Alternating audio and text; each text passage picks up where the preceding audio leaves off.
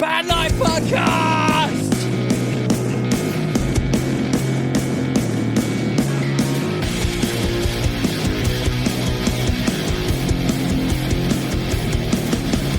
You're listening to the Band Life Podcast, your number one guide on how to run a profitable band. Here are your hosts, Pete Stannard and Adam West, the Wizard of Rock!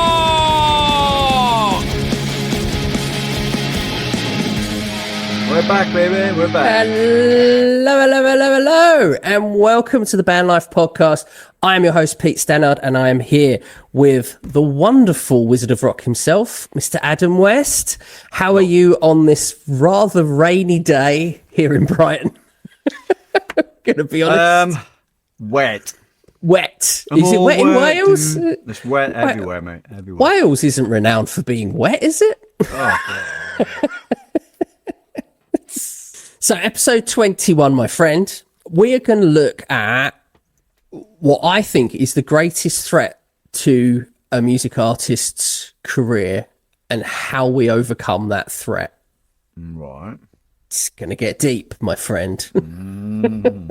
So, what we do, we're going to start with what that threat is. Then, we've got your turn to slap someone, Adam.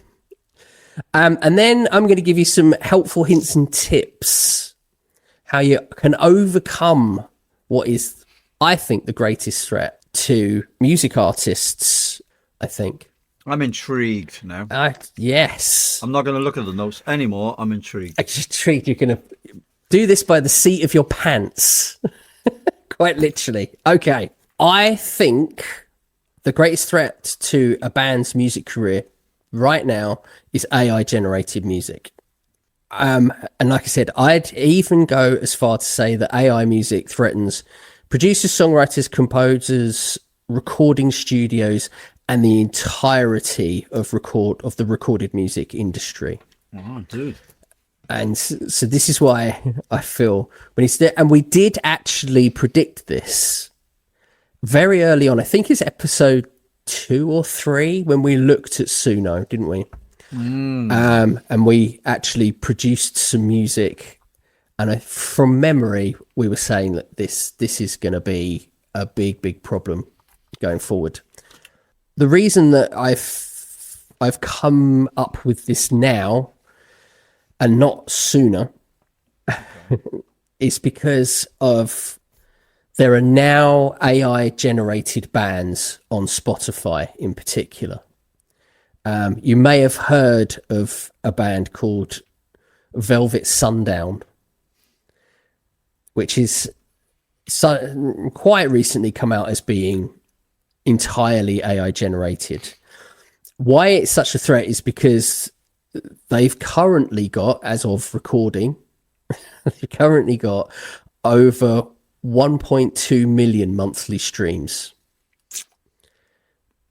which an artist like yourself and myself would give a right leg for, to be honest, especially when you hear the numbers on this, my friend.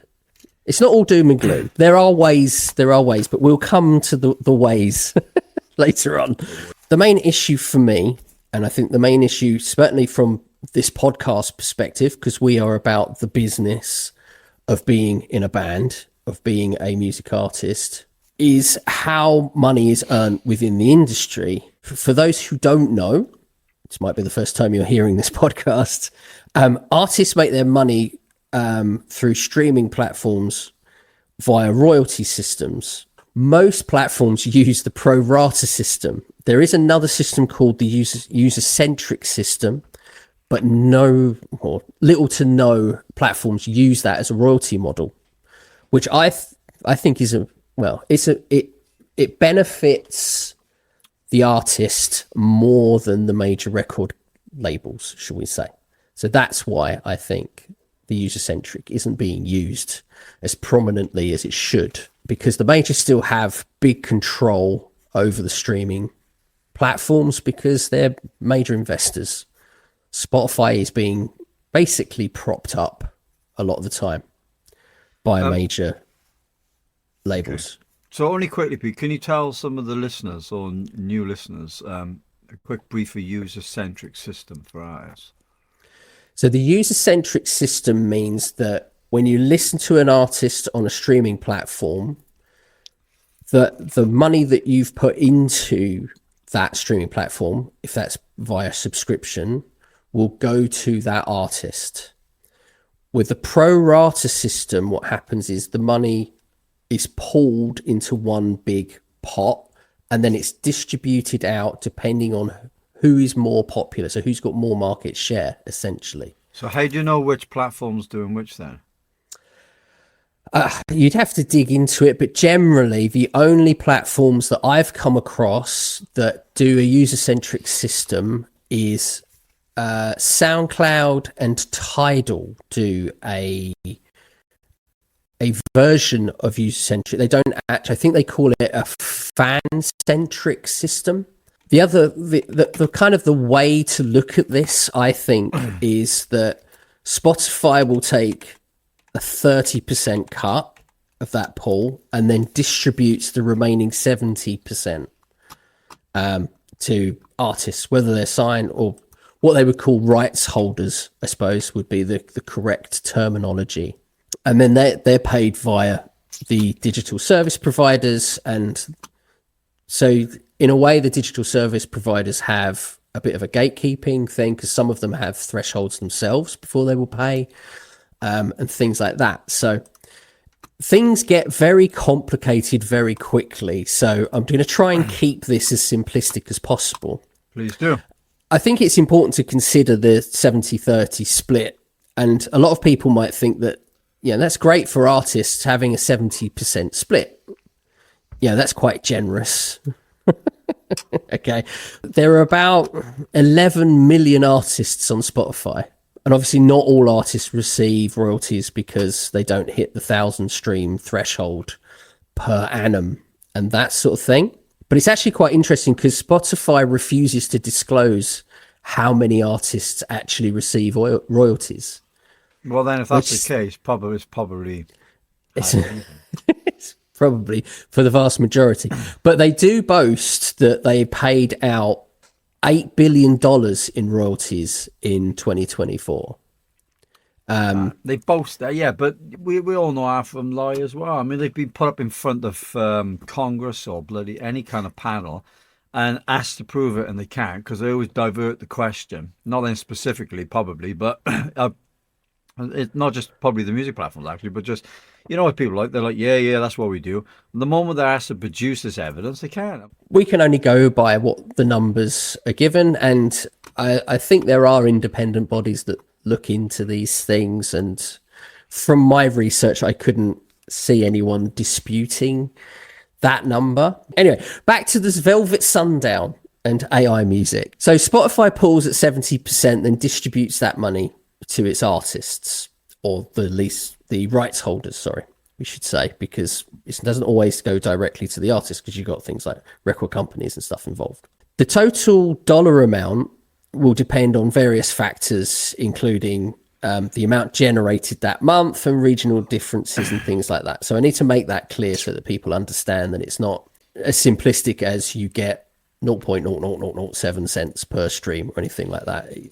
It's actually a very complex system.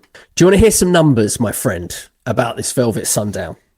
Go for it. Go for it. So, if the Velvet Sundown, they generate 1.2 million monthly streams, okay? To put that into financial perspective, that means that they would receive £4,128 or $4,800 per month.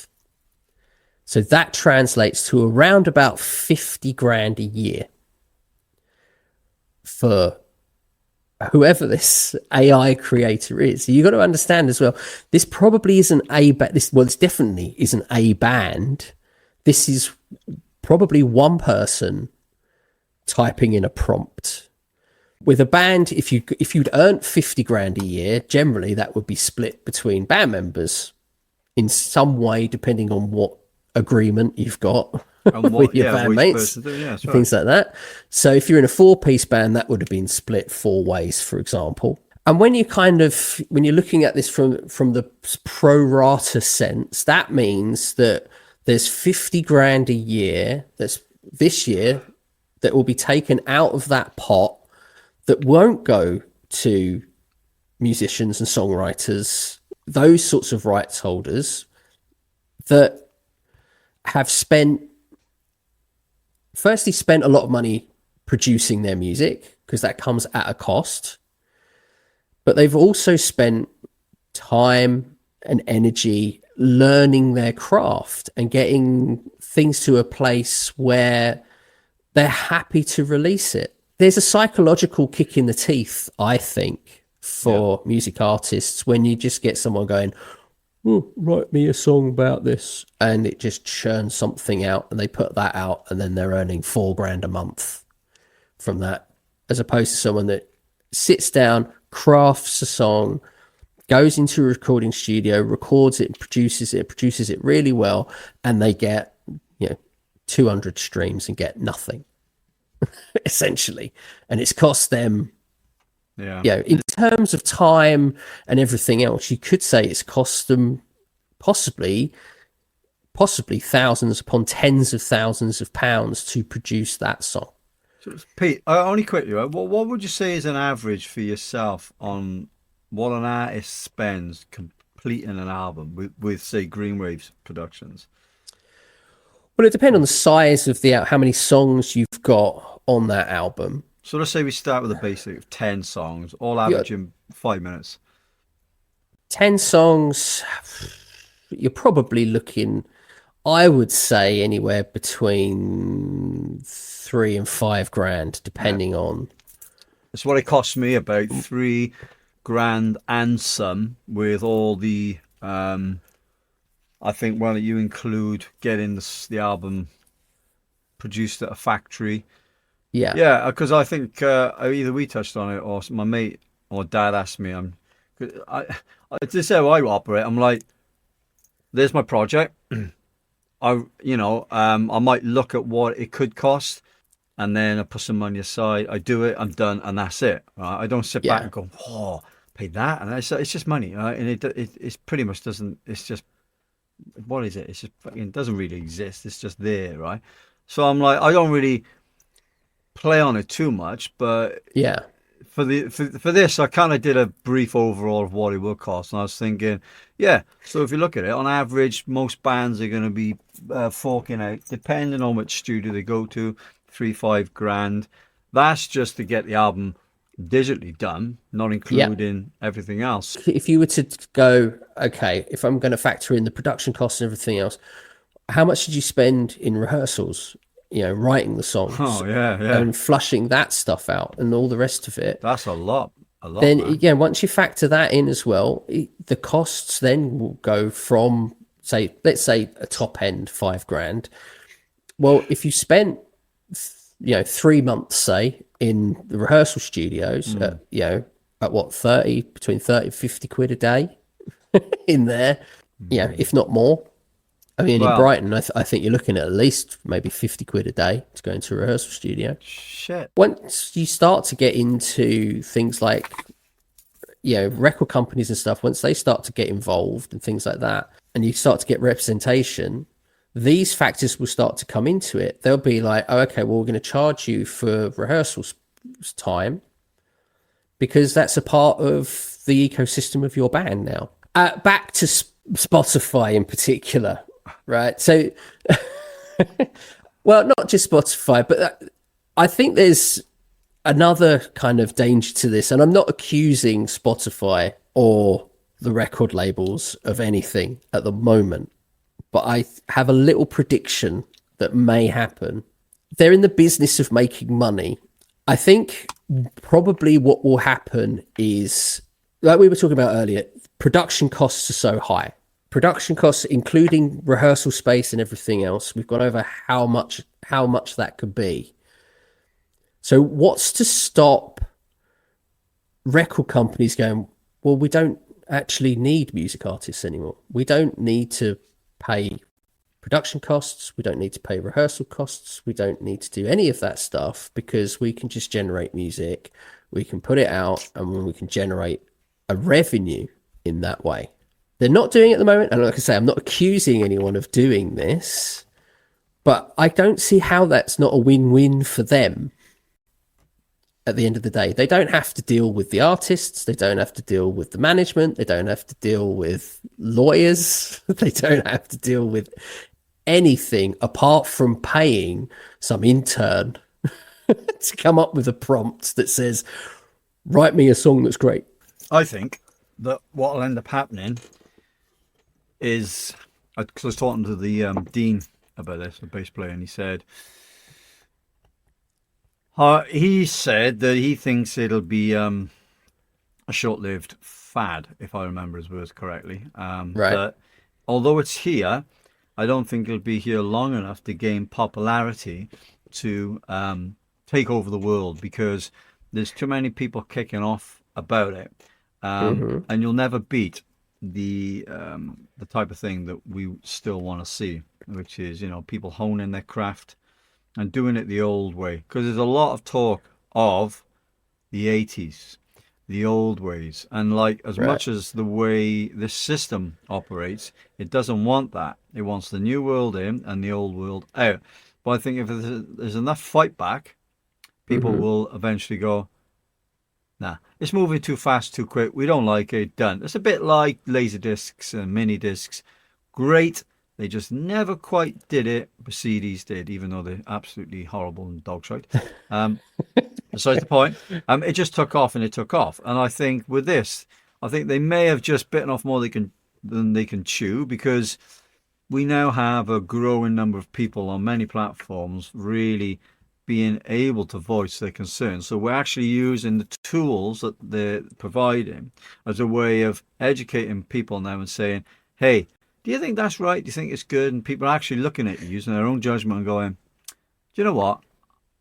I'm going to get the vinyl out. It's like, yeah, but that takes so long. It's like, yeah, but there's something a digital program or a digital creator might not quite understand if they're only in their 20s, is that it's not just the fact that I got to pull it out of the sleeve and put it there. It's that tactile contact. It's that organic feel that you don't get with the digital platforms. And yes, I agree. I'll probably mention it on one of our shows that it's much easier to sit here. If I'm preoccupied, I can put on, for example, Spotify, and they'll play me an album, and then it'll play something very similar, and on it goes, and I'm out there multitasking. Yeah, it's great for that, because I don't have to come in and change it. Yeah. But it's not just about that, is it? It's about being able to appreciate the time and effort. And what's it? I mean, we said on one of the shows, we sit there, we used to have the headphones on, and be listening to the vinyl and reading the lyrics and opening the booklet inside the vinyl, the gatefold. You don't get that with digital. You sat there and you're going, right, what do I do?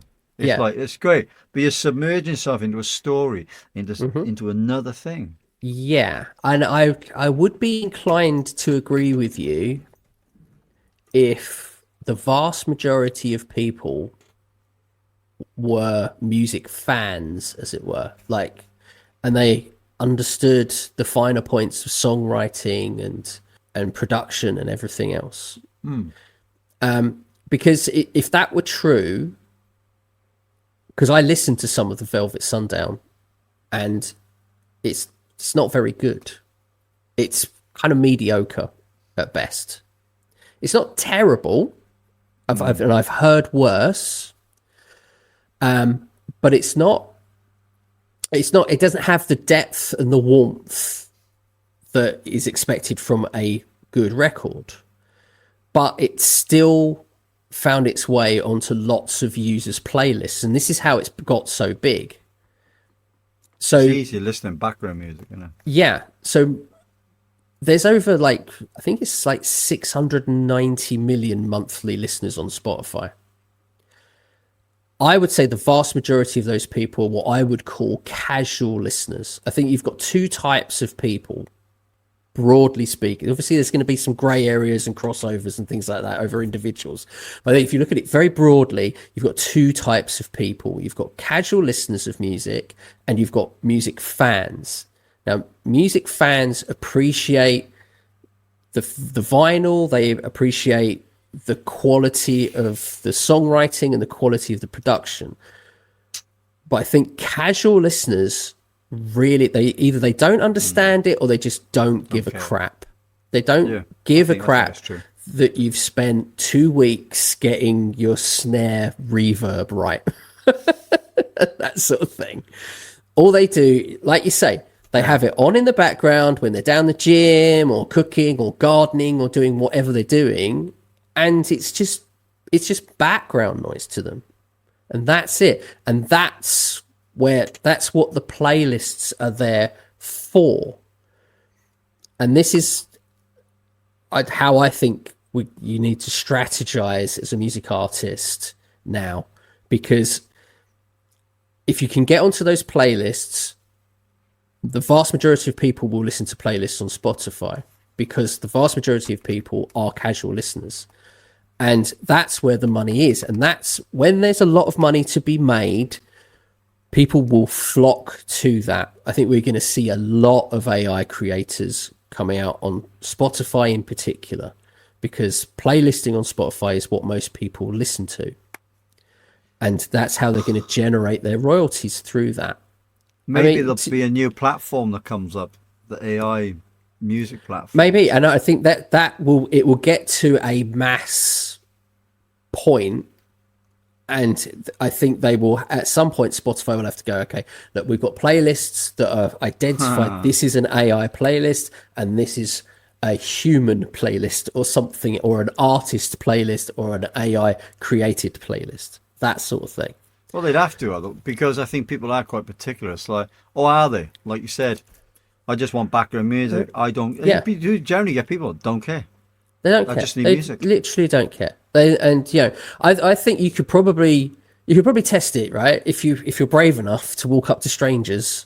If you walked up to a stranger and said, "What's a snare?" They would go, "I don't know." I have no idea what a snare is. They might know that there are drums, there are guitars, there are singers, or even bass guitars and that sort of thing. A lot of people can't even identify what a bass guitar is from a 6-string guitar or a rhythm guitar or whatever. And I think that this is the problem, is that we talk to a lot of people who are music fans because birds of a feather flock together, as it were. But I think the vast majority of people who aren't particularly into music but listen to music or have music on, they don't care that a song is well produced, or it's well written in any way. They don't even understand the process of writing a song. They don't understand that something's in 4/4 or 3/4 or 12/8 or whatever, that sort of thing. Why would they care whether it's generated from an AI or whether someone sat down and crafted a song for 6 months? You got to understand your audience as a music creator in general. If you're going to actually have people listen to your music, because there's so much noise now, which is going to get, I think, hugely more. And like I say, I think it will get to a critical mass kind of situation. And they're going to have to kind of go, okay, let's try to separate things out so people can identify what is AI and what isn't. But I think for a lot of people, they don't care anyway. So even if you put on that, this is an AI generated playlist, they're going to be like, well, I'm cooking, cooking dinner. What do I care whether they've spent 6 months on it or 2 minutes? Or that snare's a particular brand of Boeing.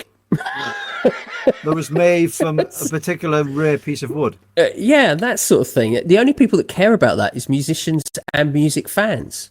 Everyone else, saddles. Well, they're just interested in other things, aren't they? At the end of the day, so it just depends on what they are. And like I say, when record companies and possibly even Spotify, because I think Spotify will be like, how do I get some money from the 70% that we're giving out?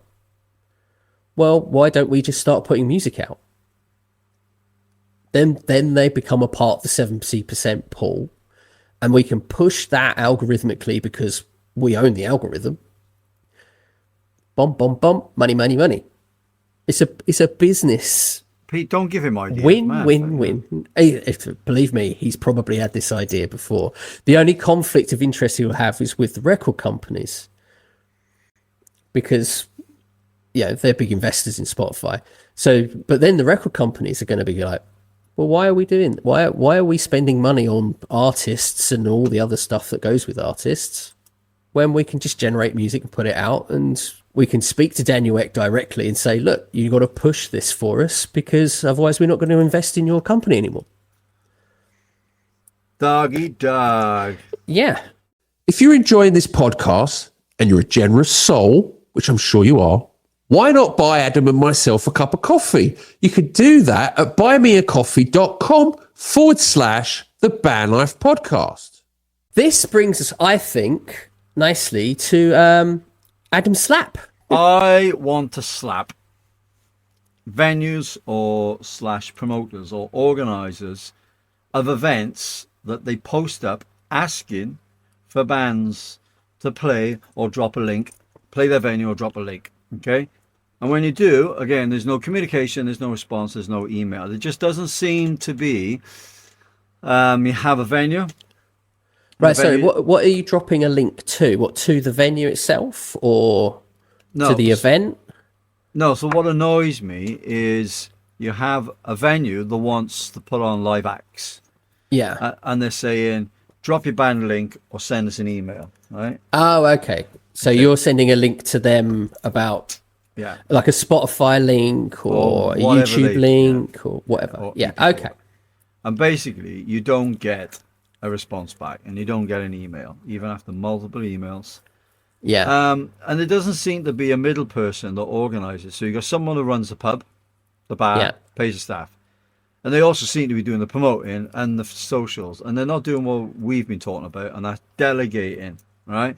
And as a result, bands have got to go through other websites like gigs, whatever they're out there looking for gigs. But then you go through the whole process again. There just doesn't seem to be anything solid or in place that helps bands out. And then what really annoys me is when you go online, you see all these bands, I got these gigs. I'm like, you've been around for 10 seconds. I'll give you that one, my friend. I agree with you.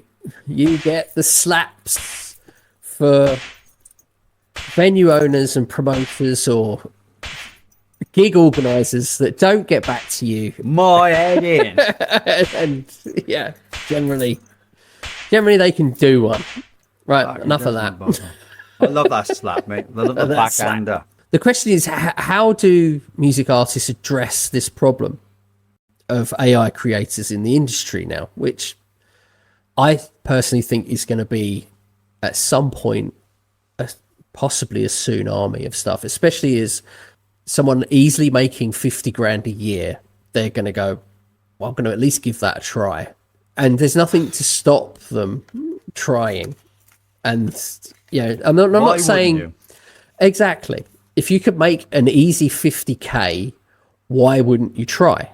I suppose is the obvious. I feel the best approach is by examining what made Velvet Sundown successful in the first place and why this is a little bit of an anomaly. I still think, even though it's an anomaly, it's not going to stop people from trying because there's money involved. I wouldn't sort of discount anything at the moment. There's always two elements, whether you're an AI creator or whether you are a musician trying to put your music out. The two key elements that contribute to the success of any band is music itself and the marketing. That's it. You get those two bits right, you're on to a winner. But you've also got to be realistic, okay?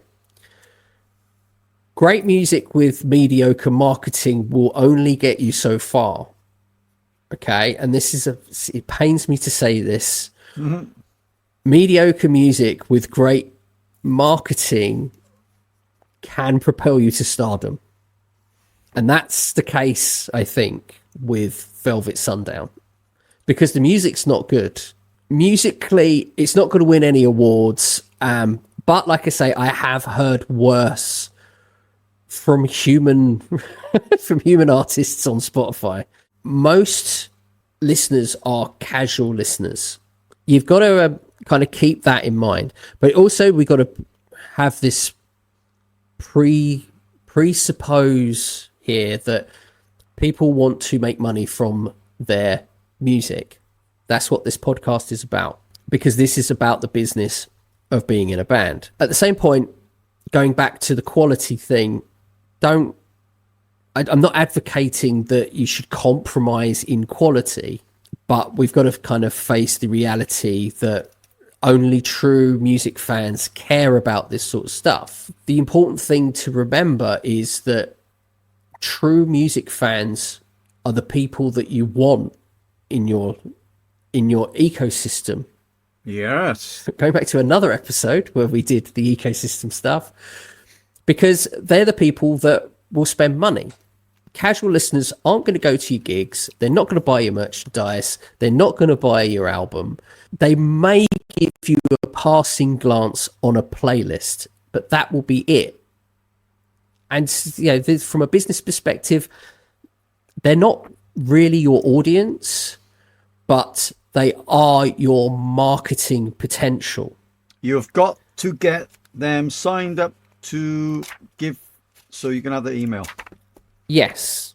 That's what That's the music fans, the casual music listeners. They're not going to sign up because they're not invested. They don't care about you.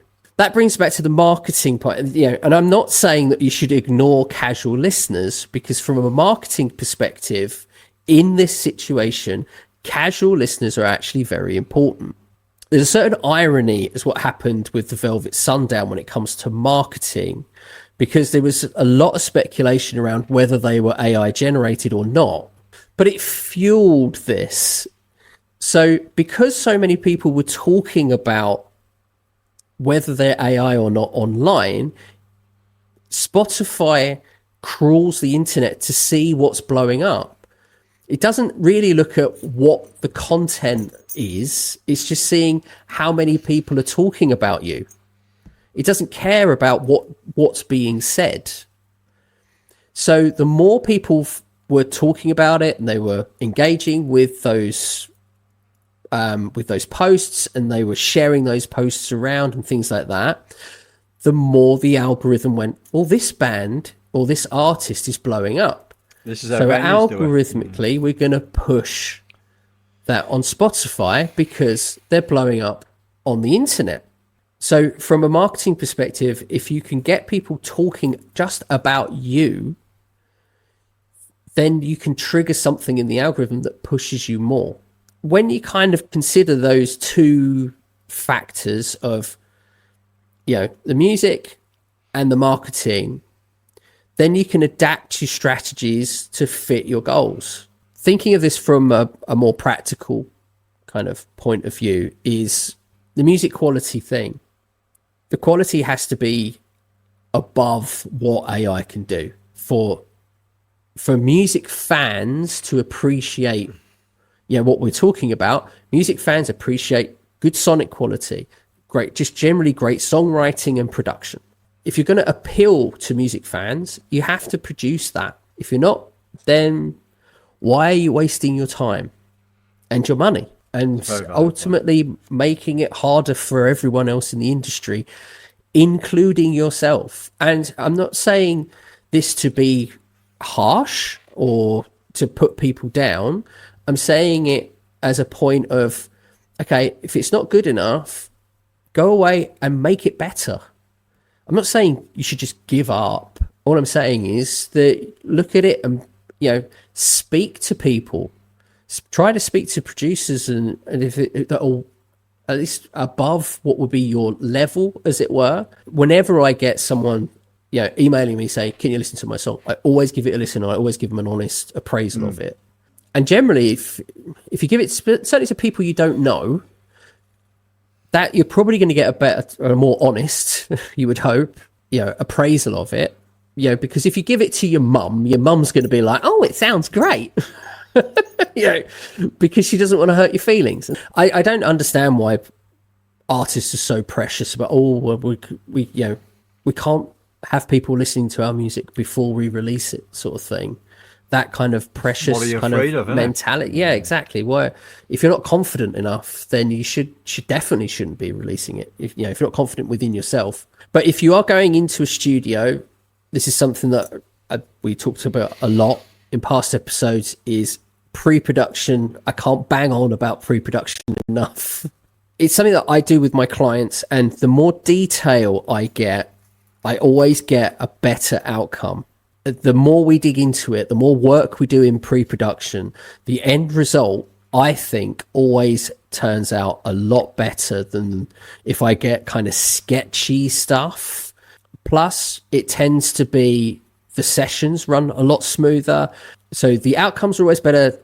The sessions run a lot smoother. There's a lot less time burnt in the studio as well. Agreed. Yeah. So if you're paying per hour and you're like, I'll know it when I hear it, you're going to run out of money really, really quickly. Yeah, that's at the end of the day. Well, I'll know it when I hear it. And I'm like, no, that's not how you should be working this. You should have a vision and you should be able to go, this is what I want. Well, that's just that's foolish and a waste of money, isn't it? It is. Secondly, what we have to do, going back to what we were talking about. So I think artists, they kind of have to move away from the belief that Spotify is this ultimate platform, because obviously streaming strategies are going to vary depending on your goals. Spotify is great for music discovery.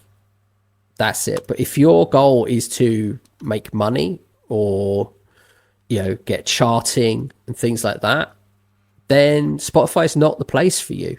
Your goals become very relevant to any kind of strategy that you do. In previous episodes, I've kind of I have suggested SoundCloud to be a better place because it has the user-centric system, and I still consider it to be a good option when it comes to generating revenue for your royalties and things like that. I think Tidal is another one to look at for artists, purely because they have the user-centric system. Again, it's, from what I can see, it seems to be geared a bit like SoundCloud, where it's geared towards the hip-hop genres, but there is a lot of metal on there, a lot of rock and metal on there. I don't see many bands promoting and advertising Tidal. No.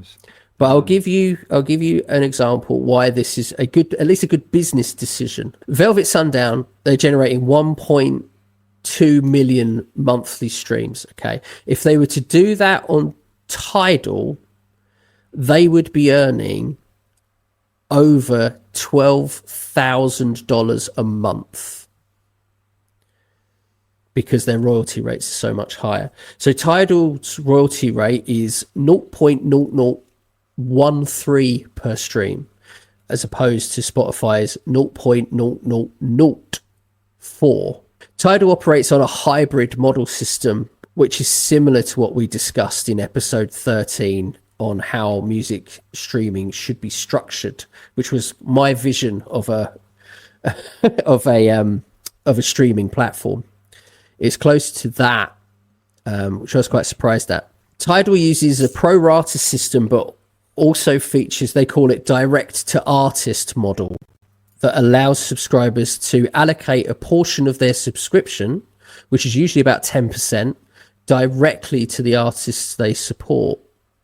Additionally, they have a fan-based system, which essentially implements the user-centric system. The different systems are tied to the subscription package that you choose. You can choose to do a pro rata system, you can choose to do an allocated system, or you can choose to do a user-centric or a fan-based system, which is quite nice. That's leaving the choice to you as a subscriber, which is fair. Like I say, the downside to that is that they don't have the same discovery that Spotify has, because obviously they don't have the number. Discovery is all about numbers. And when you have a platform that has, was it 600 20 million monthly listeners. This isn't just people, this is monthly listeners. You can't ignore that, and I think you would be a little bit remiss to ignore that. What I would do is, like I've said in previous episodes, is to treat Spotify like it's a radio station. Yeah, singles. Yeah, you put singles on Spotify, have a showcase mindset on it for potential fans. If you get onto a playlist, people will go, oh, I really like that song, I'm going to go check that band out. They're the music fans that are on Spotify, people like yourself, for example, that when you're doing your gardening, you hear a song, oh, I really like that riff or whatever. I'm just going to go and check that band out. They'll stop what they're doing and have a little look. Casual listeners won't do that. They'll just go, oh, I like that. That's cool. That's a cool song. But carry on with what they're doing. And that's kind of the difference, I think, between music fans and casual listeners. I would be selective about what I put onto Spotify, and then only put songs on Spotify that I feel could has a potential to be playlisted. I wouldn't even think about putting an album out on Spotify. I'd be like, it's all singles. And the rest of your songs, I would put complete catalogues on things like Bandcamp, Tidal, SoundCloud, or purely a physical format, something like that. Obviously, and then it's depending on your genre, because obviously in our world, Bandcamp's quite a prominent thing, rock and metal. Obviously, these strategies are going to depend on your goals. But what I would say is that, if we go back, back in the day when you were producing an album, when I first started out in the industry, when I was a session artist, we would produce for an album anywhere between 15 to 20 songs, but you would get sort of 12 songs on the album, and the rest would either be thrown away or there'd be B-sides. B-sides, yeah. B-sides, going back to the good old days of vinyl singles. So for those who do not know, back when vinyl was king, when you bought a single, you'd have an A-side, which would be the song that you bought, the single that you bought. On the other side would be the B-side, which would be a song, but it wouldn't be on the album. And there was a while there where bands would put out B-side albums. I know a band that's done it. They've done B-sides and rarities. I was listening for the first time in like 20 years. I've been listening to Paradise Lost. I listened to disc 2 of the rarities thing they did, and I'm like, there's some stuff on there. They done an amazing 2 version of So Much Is Lost with synths and stuff, and I was like, wow, it's such a beautiful song. Yeah, why didn't that get onto the album? Right. And it was the same length, but I'm just like, wow, I like that more. It wasn't considered to be commercially viable by the record label at the time. Nirvana's Incesticide album is a collection of B-sides and sessions from the John Peel Show. This is the thing when things become very overly produced, I think, is that you lose a lot of musicality within the sound itself, within the performance itself. There's nothing quite like, I think, 3 or 4, maybe 5 musicians in a room just playing. Yeah, this is the type and of creating magic. Yeah. There's nothing quite like that. And this is what we try and do here. So when we record the drums, everyone plays together, and then we'll overdub everything else. Because I think as long as you can get that sound within the drums, and we record the guitars and everything, so you can kind of get a vibe for it coming back when you record the overdubs for it. But I find the performance varies very little once you do the overdubs, once drum tracks have been recorded. Yeah, and I agree with you on that one, because we did a very old EP once, and Linda said, just all jump in there, I'll do a live. We didn't know what was really going on at the time. Yeah, I much prefer that. Large format recording studio, where you have a nice big live space, and everyone's in it. You're talking kind of Abbey Road-esque sort of size sort of thing. Here I found a nice medium there to get everyone in a room. It's not a massive space, but everyone is in the same room, even me as an engineer. I'm in the same room. I end up sort of running around and moving mics around and things like that to get nice room sounds and things like that, obviously depending on what we've done in pre-production. And this is why I say that we'll bang on again. Bang on pre-production again. It's so massively important. It's so massively overlooked. It's just mind-blowing to me that you'd have producers and engineers that have no idea what the artist's vision is at the end of the process, literally coming in and going, well, okay, I'm just going to record some drums. Yeah, they might be able to record drums very well, and they might get something that sounds great even. It's that little extra sort of 5%, I think, that will make that big difference. And it's that 5% that takes a huge amount of work in the pre-production side of things. And that's what I'm saying, is that I think this is why it's overlooked a lot, is that people think, oh, it's only that little 5% more.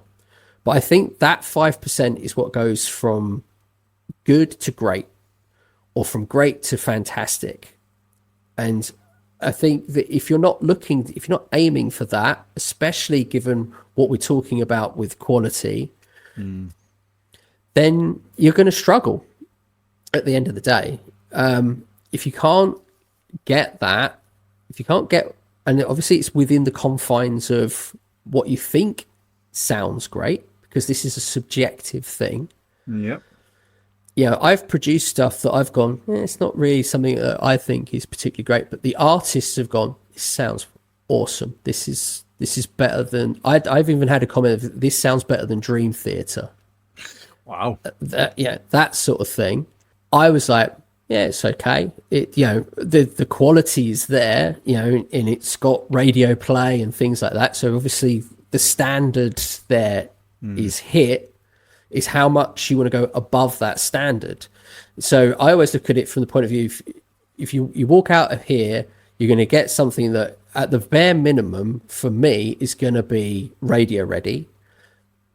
Anything above that depends on how much pre-production we've done. With what we're talking about, this AI stuff, you could probably bring that level down a bit and go, okay, if you're releasing purely on streaming sites, then that level now has to be above Suno, or above Udio, above whatever AI generation platform is doing. If you can't hit that, then I would have some serious thoughts about how you can bring up the quality above that. Because if you're not, then you're just going to get lost behind all of that sort of stuff. Well, and a lot of the time, that is it. That's what it comes down to.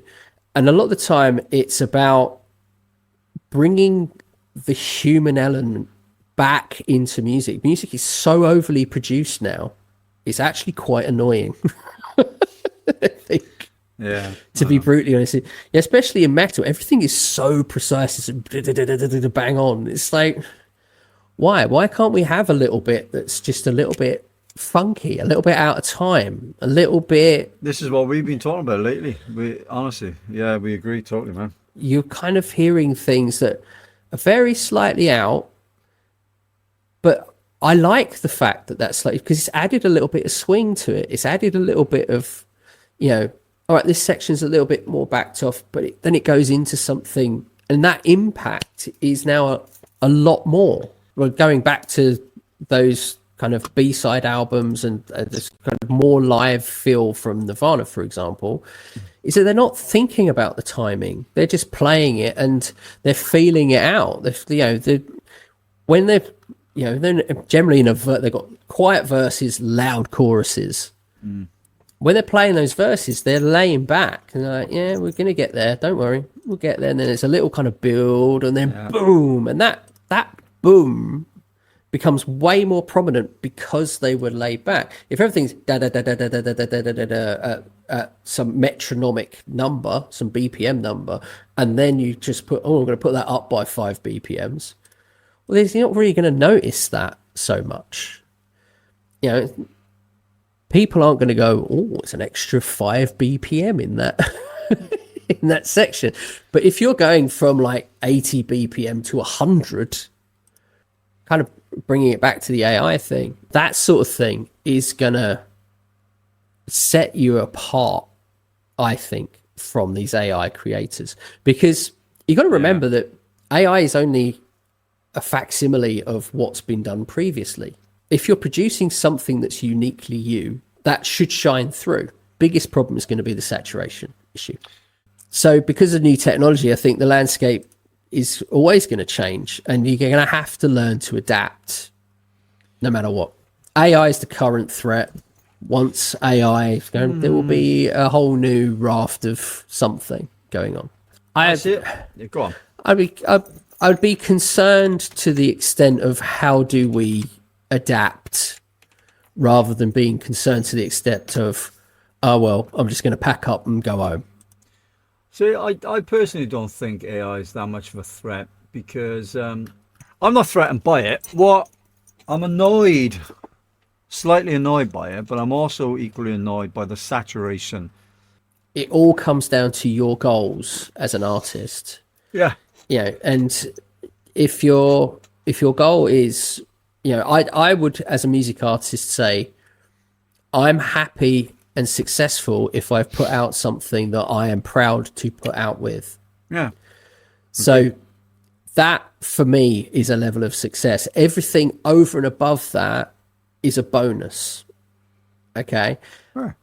But at the same point, see why, especially independent artists are seeing this as a threat, because if this is your work, this is your livelihood, if you're in a position where, like, I make my money from my music, then that income stream is at threat, because that's the realities of life is you got to pay your mortgage, you got to put food on the table, clothes on your back, and that sort of stuff. If your music is doing that for you, why should you change that? If you're doing something that you love and you're making money at it, then when something threatens it, then you're going to have to adapt if you want to keep living in that lifestyle that you have.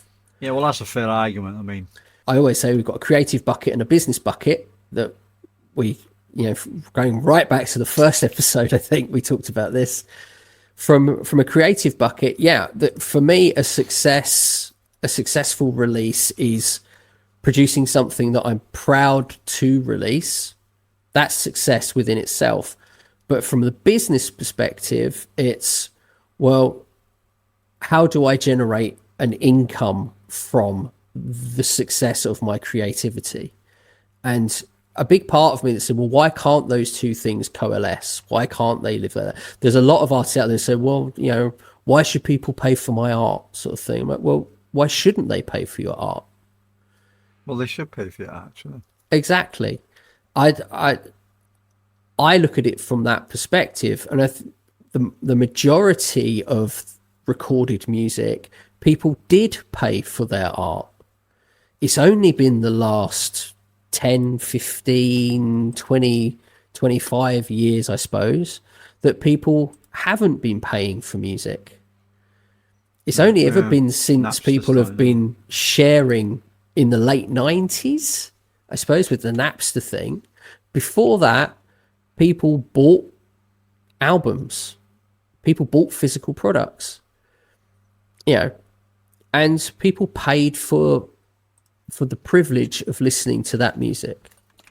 And I think we've lost that along the way, and I think that's a little bit sad, because artists aren't going to be able to make a living, and they're not going to be able to produce the best work because they don't have the resources to do it.